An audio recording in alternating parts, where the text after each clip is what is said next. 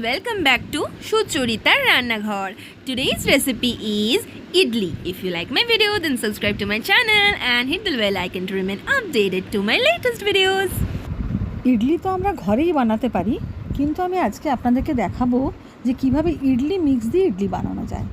আমি এখানে এক প্যাকেট ইডলি মিক্স নিয়ে নিয়েছি এবং সেটা পুরো প্যাকেটটা একটা বাটিতে ঢেলে দিয়েছি এবং হাফ কাপ দই নিয়েছি এবং দইটা ভালো করে ওর সঙ্গে দিয়ে মাখাতে হবে এবং অল্প জল দিয়ে ভালো করে মিক্স করতে হবে।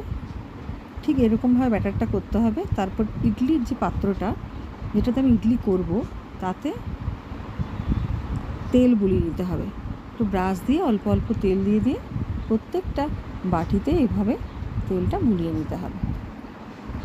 তারপরে ঠিক এইভাবে ইডলির মিক্সটা এইভাবে দিয়ে দিতে হবে। প্রত্যেকটা বাটিতে দেওয়া হয়ে গেছে। তারপর একটা বাটিতে জল গরম করতে দিতে হবে এবং তার মধ্যে এভাবে বসিয়ে তার উপর থেকে আরেকটা ঢাকা দিয়ে দিতে হবে, যাতে ভালো করে ভাপে এটা হতে পারে। 10 মিনিট এটা হতে দিতে হবে। 10 মিনিটের পরেই রেডি ইডলি। এবার আমি ইডলির জন্য নারকেল চাটনি করে নেব। এতে আমি তার জন্য নিয়ে নিয়েছি ছোটো ছোটো টুকরো করা নারকেল, বাদাম, কারিয়া পাতা, কাঁচা লঙ্কা এবং আদা এবং অল্প একটু নুন দিয়ে ভালো করে বেটে নিলেই রেডি চাটনি।